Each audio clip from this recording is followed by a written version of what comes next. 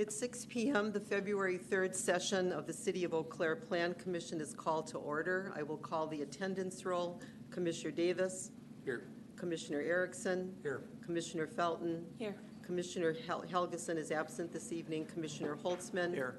Commissioner Leonard. Here. Commissioner Worthman is not here. Commissioner Zoig. Here. And Commissioner Wolfgram, the chair, the vice chair, is present.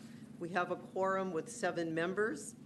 I will read our standard introductory statement for how we conduct business at our meetings. During tonight's meeting, Plan Commission members will be participating in person to deliberate and take action on the agenda items before us. The Plan Commission attempts to conduct its public hearings in a relatively informal manner within the constraint that we must deal with the issues before us in an orderly and businesslike fashion. We give the applicant an opportunity to speak first, and then others are each permitted to speak either for or against the proposal. We do request that everyone restrict their comments to the issues before us, avoid unnecessary repetition, and be prudent in the use of time. We want to be sure that we have adequate time to deal as carefully with the last items on the agenda as with the first. And if you wish to view, not comment at tonight's meeting, it can be viewed through the live event link on the city's homepage under public notices and meetings. This meeting is being recorded at the same location. Item number 3, agenda item number 3 is the open public comment period for those items that do not appear on this agenda as a public hearing.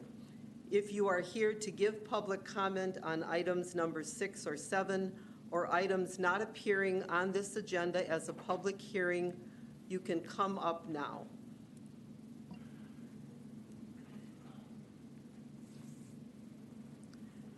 Seeing none? Chair Wolfgram? Yes. If I could ask, if I could make 2 comments. Yes. One is that the door was locked from the parking lot. I don't know, hopefully that, I just came in and I couldn't get in, so hopefully that doesn't impede anyone's access to this meeting. Just wanted to share. And then the second thing was if I could be marked present. Yes, that absolutely. I would appreciate that. Ned or Peter, do you want to check the door to me, or, okay. Mr. White is going to check. Thank you. Thank you, Commissioner Worthman. Thank you. Agenda item number 4 is our consent agenda. I'm going to read those items. The approval of our December 2nd, 2024 Plan Commission minutes, the Orchard Hills Phase 1 final plat, west side of Mitchler Road, the Firenze Estate preliminary plat, Balsam Road, Town of Washington, and the right-of-way dedication along South Hastings Way and Gateway Drive. So I will entertain a motion to approve the consent agenda. Commissioner Worthman, is there a second? I'll second. Commissioner Leonard, thank you, thank you. Is there any discussion? Then I will call the roll. Commissioner Davis? Abstain. Commissioner Erickson? Aye. Commissioner Felton? Aye. Commissioner Holtzman? Aye. Commissioner Leonard? Aye. Commissioner Worthman? Aye. Commissioner Zoig? Aye. And the chair votes aye, and the consent agenda passes. Thank you. Item number 5. Item number 5 was postponed by the Plan Commission on January 6, 2025. It's a public hearing for recommendation to the City Council. The request is to recommend approval to rezone property from C3P to R4 and consider approving a site plan for a multifamily apartment development. The applicant is Keyhole Capital and Cedar Corporation. The location is 5400 Old Town Road, and our presenter is Ned. Thank you. Thank you, Planning Commission. Good evening to you. We have a project before you as stated by the chair. We'll go through the conditions, but those are enumerated in your staff report at the top. The project site is here on the southeast corner of the city.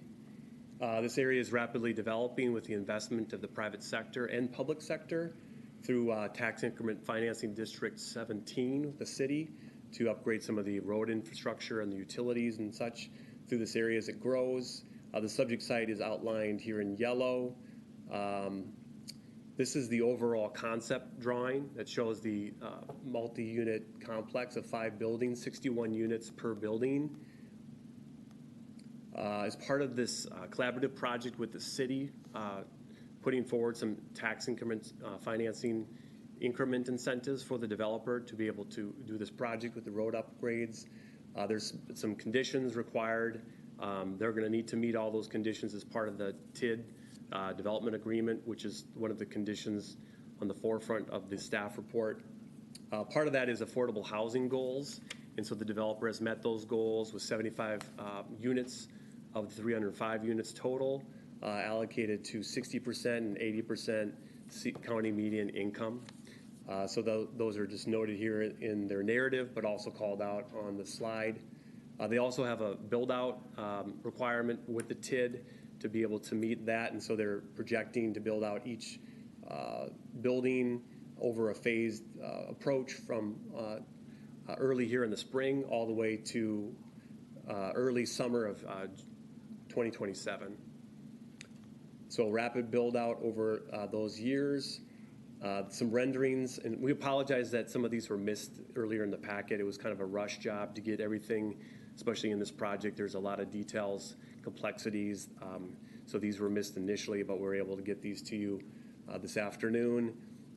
Good renderings that show 2 different color schemes, basically identical buildings, 5 different buildings by identical, but mixed with color schemes. There's a color scheme A and B, and just for simplicity's sake, I've just got a couple renderings in here. A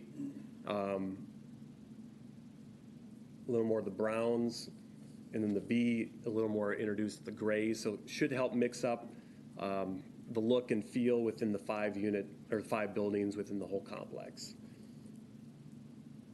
Clubhouse renderings or modern architecture. Garages.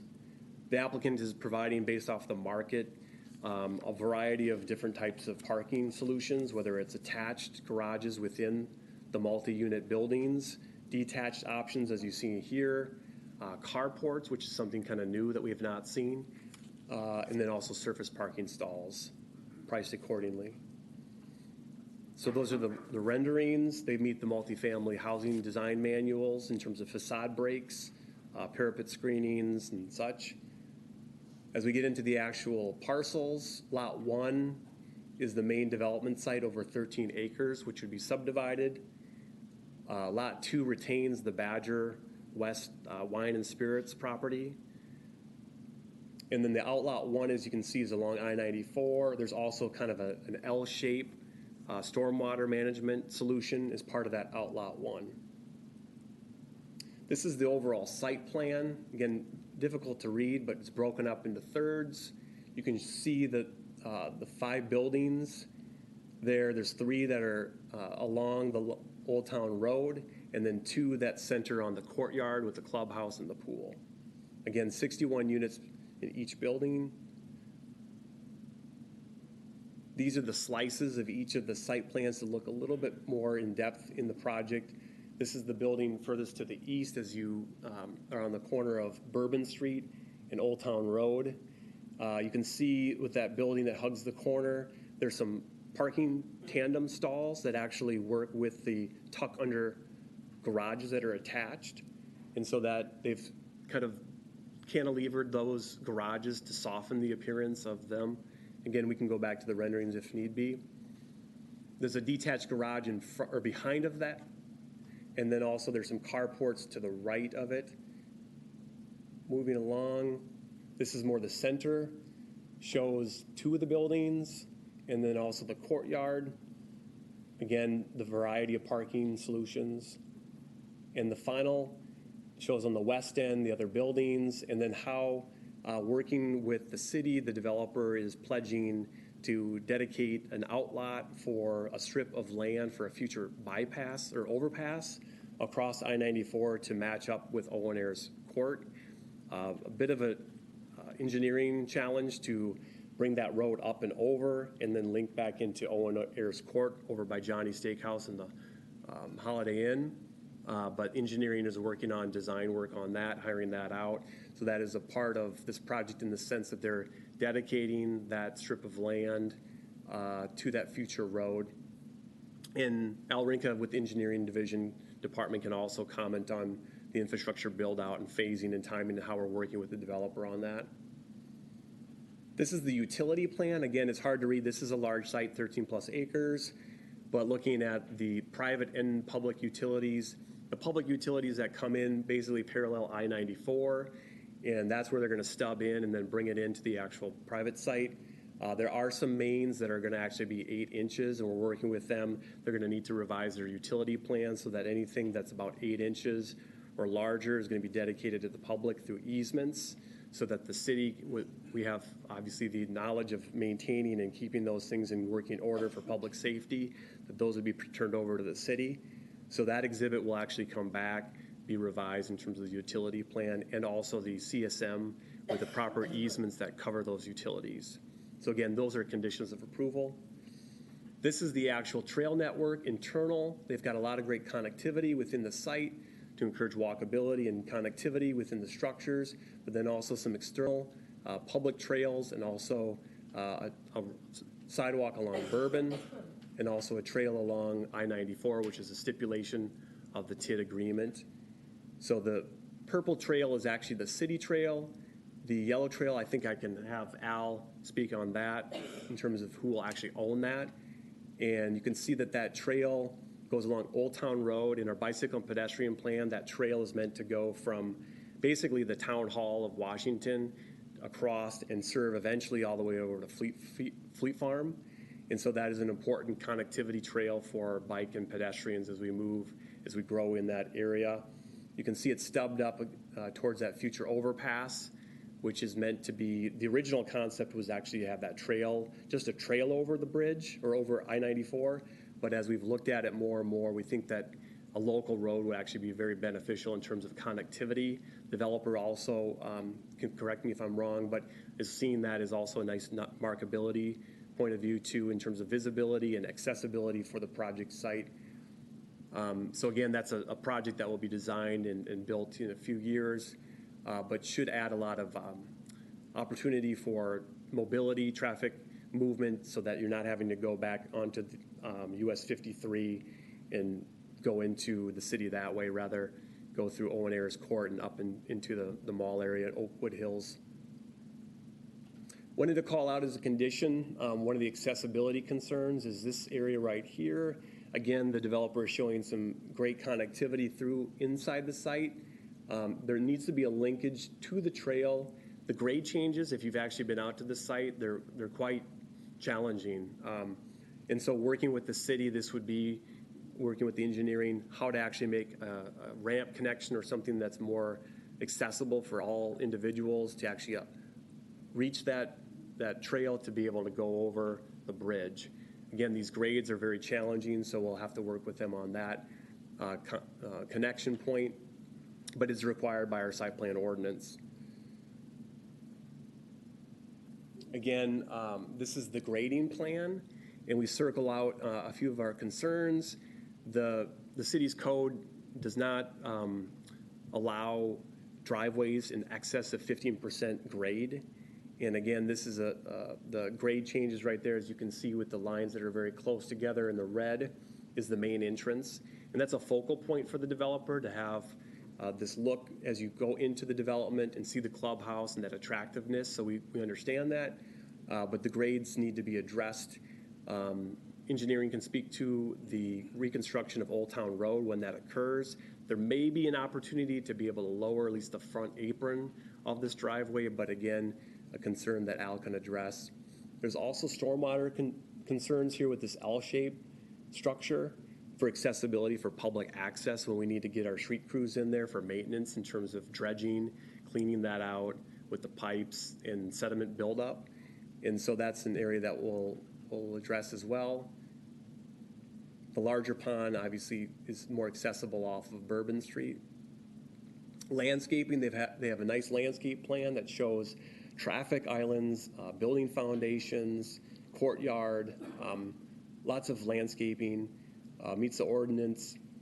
There's this area here along I-94 that in the development, the TID development agreement that specifies some beautification measures, they're showing how that could be met. There is a little bit of concern with us if we take this over for public purposes of the stormwater pond, that we work with the developer on the plantings so that they don't conflict with slopes of the stormwater ponds, which can actually undermine the slopes, and making just sure that everything meets the TID agreement for beautification's sake, but while also making sure that it doesn't undermine any of the stormwater capabilities. The site, again, with the challenging grades, has a variety of retaining walls. Here's a cut sheet that shows just a small profile of it. They will have fences on them to make sure people don't get injured if they fall over. These retaining walls, I've just called out a few in the yellow, protect the buildings from the high grade up on along Old Town Road. There's also that stormwater pond L that we called out earlier, all armed with retaining walls. There may be a spec that's related to a boulder retaining wall that's not called out, but again, will need to be engineered properly. So the site has extensive costs related to retaining walls. And so that goes over the site plan for you. This is a rezoning request. The rezoning request is consistent with the comp plan, which allows in commercial R4 zoning for multifamily. You've done this before at the Shopko Plaza when that was redeveloped from C3 to R4. So consistent with the comp plan, we recommend approval of the rezoning, the site plan with the numerous conditions as contained in your staff report, and the CSM with revisions that are called out. Any questions of staff? Do any of the commissioners have any questions? Commissioner Zoig. I have one question, and maybe it's being addressed and I'm not aware of it. What is the plans for Old Town Hall Road? That's a lot of traffic on a small town road. Yes, the developer did have to submit a TIA to that effect. So I think I'll turn that over to Al Rinka.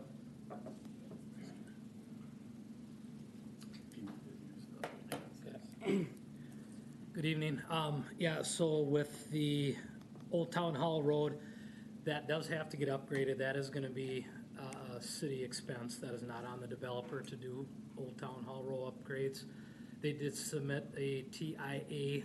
It mainly addressed their driveways coming onto Old Town Hall Road, putting in some turn lanes to access their driveways off Old Town Hall Road. But we know as a city that we need to upgrade Old Town Hall Road, and we do have some TIF funds already in place for that, and we're gonna be pursuing design of Old Town Hall. We just have a little challenge on the east end by the roundabout down there, where there's a Town of Washington piece. So we gotta kind of figure out that financial balance, Town of Washington versus us tying our roadway into their section coming into that roundabout. What do you think the time frame for that is? Well, design on something like this takes a good year and a half. Okay. You know, by the time we get design going, it could be a half a year, it could be later this summer. So I wouldn't expect to see any construction happening out there on Old Town Hall Road itself till 2027, I would say at the soonest. Okay, and what are the estimated plans for this to open? For the what? Or for this design to be finished? Do they have a plan? There's already, I'm just asking because across the street there's already a giant development across the Yeah. street. You're talking for Old Town Hall Road? Yes. So we don't have a plan in place. We haven't even begun design, but it would be our typical urban cross-section, you know, a little wider pavement, curb and gutter. We're looking at doing a multi-use path across the along the north side.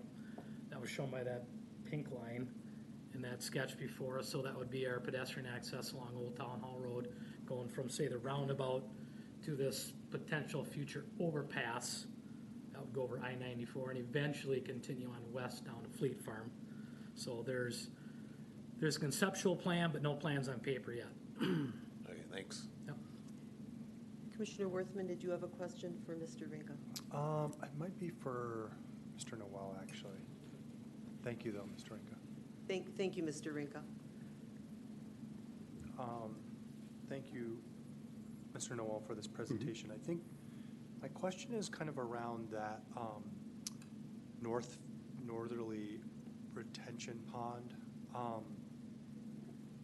And I appreciated the comments that you shared with us about how you're thinking about that. One of the questions I had was, and there is precedent for doing this, but is in terms of creating a little bit more of a screening because of the highway and proximity to the highway and how loud that is. Didn't know if you had raised any concerns or ideas around like some sort of a sound barrier or a wall or even an increased grade or something that better obstructs. Water. Yeah, I can answer that. So that area in particular is subject to this TID agreement. There's requirements there to beautify it, but there's also these utilities that the city have in there, and we don't want berms on top of the utilities to be able to access them. We can still dig through them, but we need those to be accessible. So those are on the right side where Bourbon Street, and it's hard to read, but they go right in there where there's lack of trees, and then thank you. And then when you start to see more trees, that's basically where it kind of tapers off, and then the private stubs start a little bit further off. So again, this is a plan. We want to coordinate with them so that stuff, especially if we retain this as a public stormwater pond, that we coordinate all of those plantings and make sure that whatever is public is done, to meet our specifications. Whatever remains that the private sector actually has to fulfill as part of that agreement that they do, and we work in coordination. And I think that will all work out. It's just, again, these plans, there's a lot happening with these, with the multiple agreements, the road infrastructure. It's quite complicated. Does that answer your question? And I guess, the DOT. I'm worried about sound. Yeah, the DOT, that would be up to them for the sound wall and things like that. We have talked to them about locating that trail on the right-of-way so that we could actually allow more berming and, screening of trees, but they were not open to that. Oh, okay. In the staff report and in the engineering report, you talk some about there not being a bus stop within a mile of the development, and I'm wondering if there is more of a specific plan for transit, and wondering also if whatever plan there is, if that could also be put in the conditions. Yeah, we did talk to the transit manager. There is nothing planned for this site. There's a recognition that, as residents more residents in this area, especially with the low income index here, that we're going to have some dependent riders that are going to need transit. So it's starting to swell, or we're going to need something for a transit option. This development does not contemplate a stop or anything like that. We did talk internally that potentially when we redo Bourbon Street, that there could be a spot there in terms of servicing not only the residents but also the office workers in the sevens. So that hasn't been completely figured out, but I think we're committed to serving that once we can figure out more about how the routes are going to go down in there. And then the micro-mobility, we're going to be serving the north side with on-demand transit. But if that becomes a solution and effective, that might be able to be deployed down in this area for the time being to kind of capture those dependent riders. So right now, we don't have a condition of approval on that because it hasn't materialized in terms of how we'd serve that area, but it's getting close. Okay. Any other questions from the commissioners for Mr. Noel? Commissioner Leonard. Just wanted to, talk about the future road connection and maybe what the difference was from your perspective in terms of upgrading that from a bicycle or trail to a full local road, and what the difference would be from a price standpoint for the city. Yep, so it started out as a pedestrian trail, and then it just kind of came up, you know, hey, if we're going through all this effort to put a structure over a federal highway, I-94, why not make it carry cars if you're doing all that? Because we see what's happening with Timber Bluff, there's expansion, probably continued expansion going on down to Fleet Farm. And, you know, a lot of people are always trying to look at these little back roads and, you know, easier access between, you know, where they live and shopping. So, yeah, it was just kind of brought up as an idea to put in a vehicular overpass. A lot of people got on board with it, liked the idea. We have allocated $6 million in the TIF budget. When that money is generated, it'll probably take 3 to 5 years to build this bridge. Can we build that bridge for $6 million with the approaches all the way down Old Town Hall Road? Probably not quite. It's probably going to exceed that $6 million price tag. But we just wanted to make plans for it now and not put in a pedestrian bridge and then 10, 15, 20 years, people are saying, why didn't they put in a vehicular overpass? So we're just trying to, you know, think of that now. We've got a good budget to do it. But yeah, so pedestrian bridge would have been far less expensive, but we've got a $6 million budget to build something, and it's should cover most of that vehicular overpass. Any other questions from the commissioners? Commissioner Erickson. Mr. Noel, Mr. Rinka, excuse me, would the overpass, would that go to Owen Ayers Court? Yeah, that cul-de-sac on the Right. north side, that's Yes. where we want to touch down. Okay, great, Yep, thank you. yep. Commissioner Holtzman. On this overpass, I'm assuming this wouldn't just be a vehicular overpass, but it would also have a pedestrian trail on Yep. it as well. Yep, it'd have to carry our, you know, like a multi-use path across there. And we'd want to make the bridge a little more aesthetically pleasing than just a plain Jane straight, you know, like you see right now. So make a little bit of a focal point. Yep. Any other questions from the commissioners for Mr. Rinka or Mr. Noel? Seeing none, is the applicant here? And thank you, Mr. Rinka.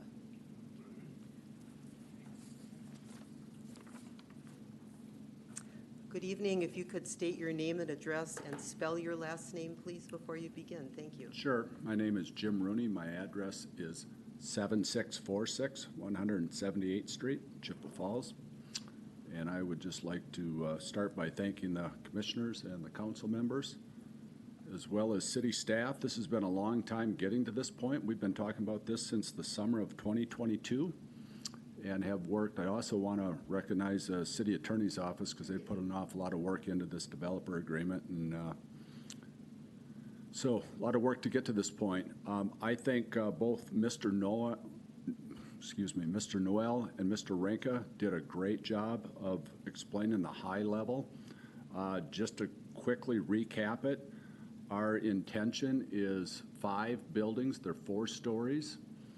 So there'll be 61 units in each building. We'll have a center clubhouse.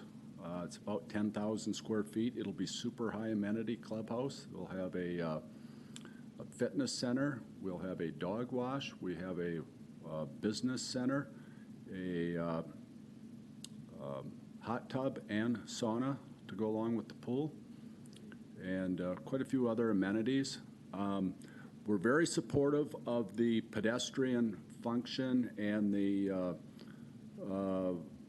walking trail that is part of the TIF requirement that's going to go along I-94. I think these guys did a good job trying to explain the landscaping as best they can with a lot of kind of moving parts yet, but we're very committed to making that area look really nice. I know that the city has a, City Attorney Nick referenced how well, oh shoot, what's the park right down here next to RCU? Thank you. Phoenix Park. And I said, well, I don't know that we're going to be able to duplicate Phoenix Park because we don't have a river that's quite as pleasant to look at, but that was kind of the standard that he referred to, so we're going to do our best to really make it look nice and have no issues with the landscaping there. Timeline, I think that was asked. Our intention is to start yet this spring, and we think it'll take about 2.5 years to construct it, so we would have units coming online in 2026 and 2027. Yeah. I'll answer any questions that anybody has. Thank you, Mr. Rooney. Commissioner Worthman. Thank you, Chairperson Wolfgram. Mr. Rooney, I wanted to ask about the affordable housing component on this. Do you foresee that, and I appreciate the work that you're doing to make sure that's included in this, do you foresee that those apartments will be available in each step, in each phase, or how will those progress? Yeah, I think that's a part of the developer agreement. So 25% of the units are, there's 20% that are 80% CMI and 5% that are 60% CMI, and each building should be pro rata. So we should have, when 20% of the units are online, 20% should be affordable. Any other questions from the commissioners for Mr. Rooney? Thank you so much, Mr. Rooney. Thank you. This item is a public hearing. If you are here to speak to this item, please approach the podium, state your name and your name and address, and spell your last name before you begin your comment. Is there anyone that would like to speak to this item? Seeing none, then I will entertain a motion on this item with conditions.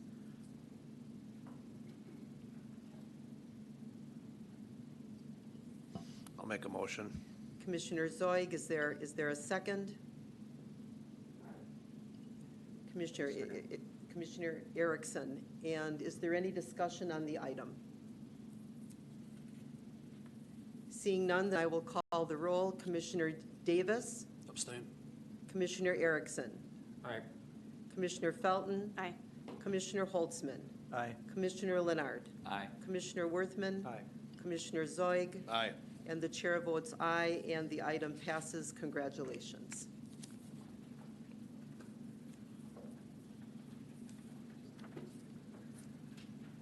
Item number 6 is a public discussion for approval by the Plan Commission. The request is to approve a request to widen the driveway at the property line from 30 to 40 feet. The applicant is Kimley Horn and Associates. The location is 3620 Gateway Drive. Welcome, Mr. Baumgartner. Thank you, Vice Chair Wolfgram. So this one has been before you before. This is an amendment of an existing site plan for the Crew Car Wash. Now, as a bit of a refresher, this is just east of the Aldi. It's at the corner of Gateway and South Hastings, or Gateway and Prill, depending on how you look at it. So the applicant is here before you to specifically request the increase of driveway width from 30 to 40 feet off of South Hastings Way. And I've shown there in the inset. So 30 feet is normally the maximum allowable unless they get approval from Planning Commission. That has to be done through having one of 3 potential conditions applicable to the site under section 1636-120B. So they have to either, well, they have to have a wider driveway that's needed for turning movements for large trucks, or a wider driveway that's warranted by volume of entering or exiting traffic, or there has to be other good reason directly related to the control and safety for traffic in and around the site. And so in the applicant's application, in their narrative, they suggested that the increase in width was ultimately needed for the movement of large trucks such as garbage trucks or box trucks. So as part of the application, they provided turning radiuses for an actual garbage truck shown on the screen. And so with that, it does appear to be that the turning radiuses are benefited quite a bit by some slight rearrangement of the site, including the driveway width. With it appearing that you actually do need to take both the right and left turn lanes to actually be able to turn out right, and that's really only appears to be workable for it with the actual, with that being at 40 feet. So it does I guess, appear on the face of it that they do meet that first condition. So I guess also associated with this, because there's some other sites reconfigurements going on, is this dedication of right-of-way along South Hastings Way and Gateway Drive. So this is kind of gone before you already tonight, in form of the CSM, which you've recommended approval to City Council for. And so with that, they're dedicating land on both sides. That's tied into the traffic impact analysis that was required as part of the original site plan approval.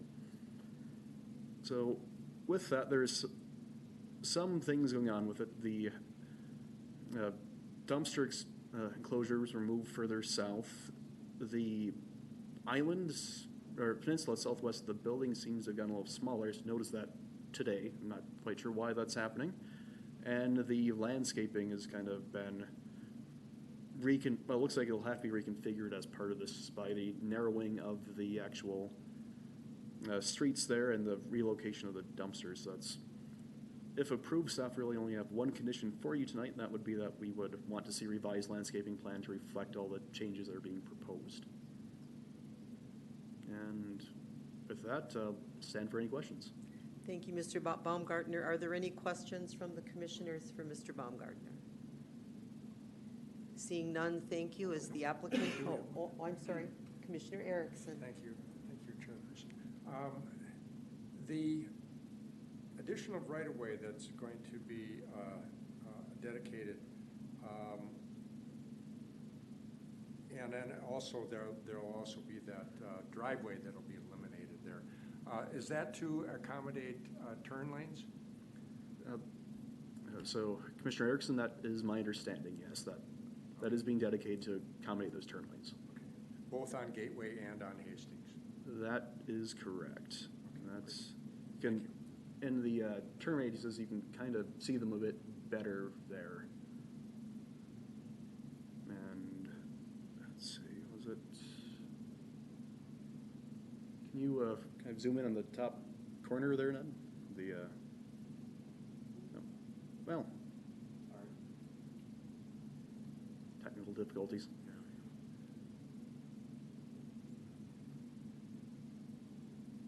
Yep, where it's kind of shown best up there, the darker dashed line is kind of showing the proposed arrangement of the curb following the actual dedications. Thank you. Any other questions for Mr. Baumgartner?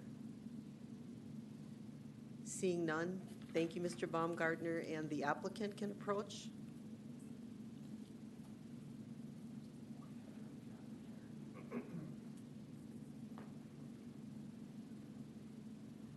Good evening. If you could please state your name and address and spell your last name Sure. before you begin. Thank you so much. My name is Jared Jones. I'm representing Crew Car Wash on behalf of Kinley Horn Civil Engineers.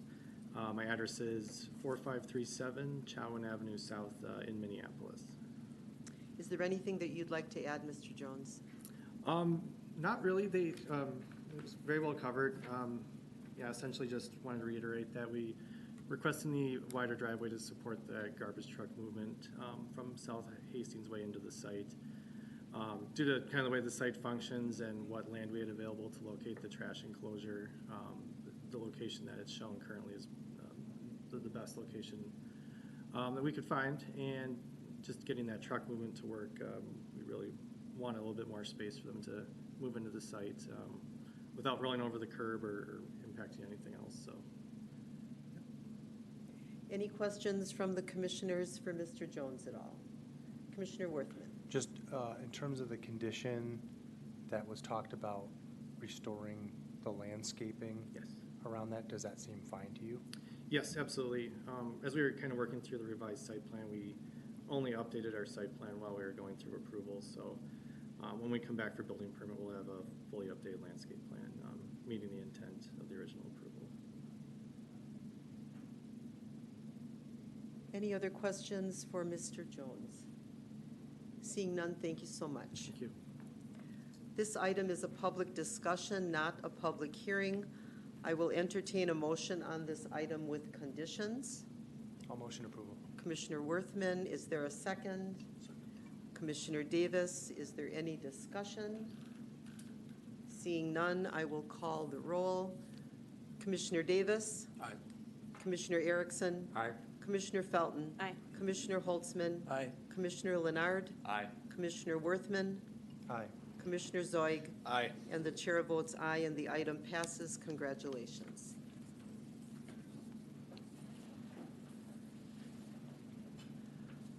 Item number 7 is a public discussion for approval by the Plan Commission. The request is to approve a site plan for a new warehouse complex. The applicant is Everyday Surveying and Engineering. The location is 3136 Lewis Avenue. Welcome back, Mr. Noel. Good to be here.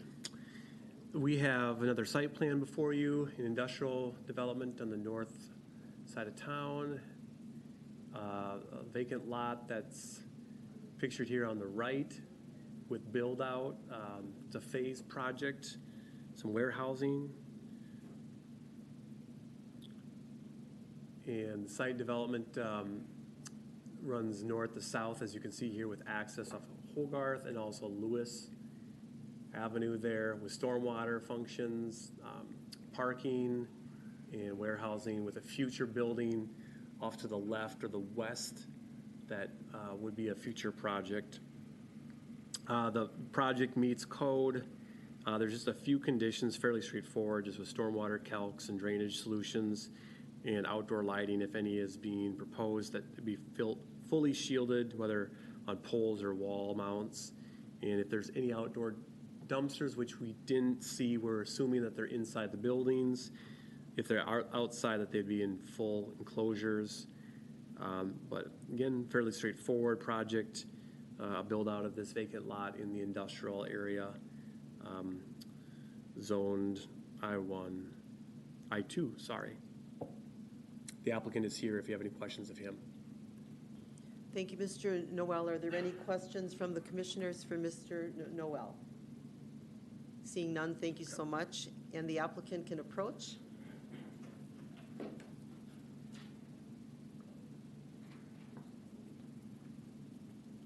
Good evening. Good evening, Commissioner members. Mark Erickson, Everyday Survey Engineering.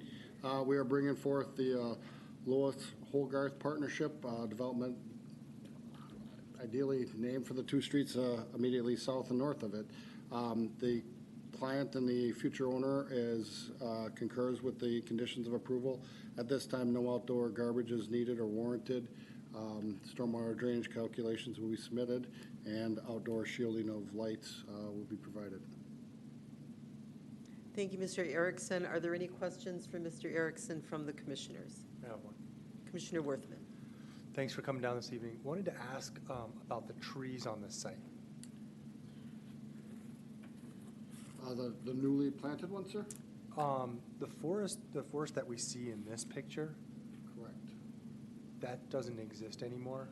No, we were beginning discussions actually with the owner and a different contractor, to be honest with you, and that would have transpired sometime in June, July, and our understanding is the project went to Project Heaven, and then we got back on this project, and the trees were no longer there, sir.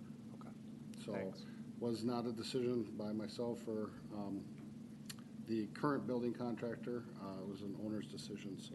I appreciate that perspective. One of the things that we've talked about as Plan Commission is trying to ensure that trees are not removed before any approvals are given, but in this case, it seems like you inherited the land already deforested, so. Yeah, we did follow through with getting in the weeds here a little bit, but something applicable to trees and foresting, National Heritage Inventory, which is a database through the DNR to check for endangered species and or endangered plant lives of things like that for habitats, and it did not have any pings on it at that time. But that was actually unfortunately done when we started up again on the project. So yes, sir.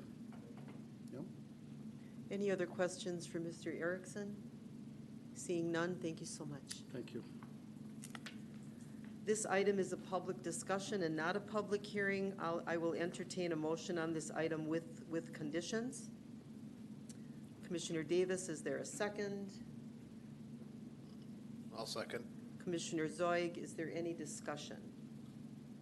Seeing none, I will call the roll. Commissioner Davis. Aye. Commissioner Erickson. Aye. Commissioner Felton. Aye. Commissioner Holtzman. Aye. Commissioner Leonard. Aye. Commissioner Worthman. Aye. Commissioner Zoig. Aye. And the chair votes aye. The motion passes. Congratulations. Item number 8 is future agenda items and announcements. Yeah, all we have to put on your radar screen is the next zoning policy advisory committee meeting at the senior center this time around from 4 to 6 on February 17th. It's a Monday. And then we have an open house right after that. Both our consultants, Jackie Berg and JB Hines, will be in town, as you'll be able to see the unveiling of the brand-new full code. So we've been working, the team, on all the code, whether it's engineering, stormwater, or erosion, to everything in between. So we're excited to unveil that and get your input as a ZPAC. And we don't anticipate more ZPAC meetings after that, but you never know. But after that, then we would think about a full legal review, making sure everything is jiving with legal, and updating, formatting the code so that it's ready potentially for another open house maybe in May, and having more educational materials present there to inform the general public on the code changes. And then thinking, we'll get back to you, we'll let you know for sure, but just tentatively, June 16th would be your Plan Commission meeting, where we would dedicate the whole meeting to the code, so that the public hearing, if there's a lot of folks, or, you know, they have the time and space, you guys have the time and space to be able to focus on the zoning code project. We're talking over 400 pages of code, so get ready. Plus changes to the municipal code as well. So we want to allocate, if you agree with us, to allocate that meeting specifically to the Century Code. Does that work for you? We can revise our public document that states that then, so that developers know that that will be dedicated to the zoning code. In June, are we gonna have 2 meetings then? There's actually, I think, 3. There's one, I think, that falls on the 31st, so it doesn't really disrupt the ability of other projects to get before you guys from the private sector. And then it would possibly go to City Council July 7th and 8th, because the capital improvement plan is planned to actually go before council the week prior. So we want to try to just time things so that council's not overwhelmed.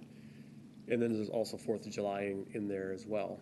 So that's sort of what we can anticipate for a development timeline for you, but we'll circle back. But if you want to put that on your calendars early so that you can be at that meeting, because we'd like to have you all there for that big vote. So stay tuned. But yeah, first things first, February 17th, the next ZPAC meeting. So hopefully we'll see you all there for that.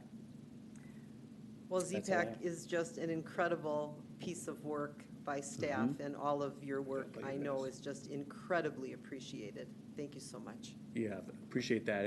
I think it's worked well to have both you and the council together to kind of make decisions, as, you know, both of you are the kind of the managers of land use besides just your staff. So you guys you have important decisions to make land use wise, and to do that with council is really good, where you're hearing what they're thinking and vice versa. And I think it's been a good dialogue between everybody. So it's been a good project. Yeah.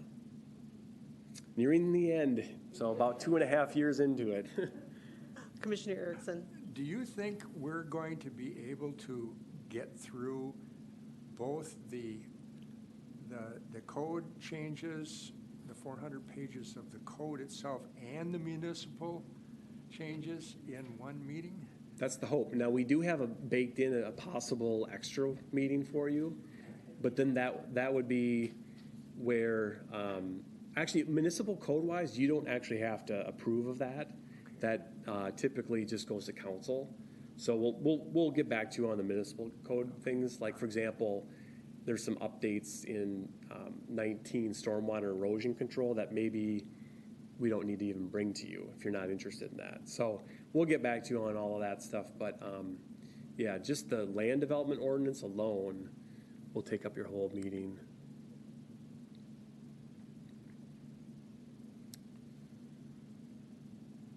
That's all we have. Okay.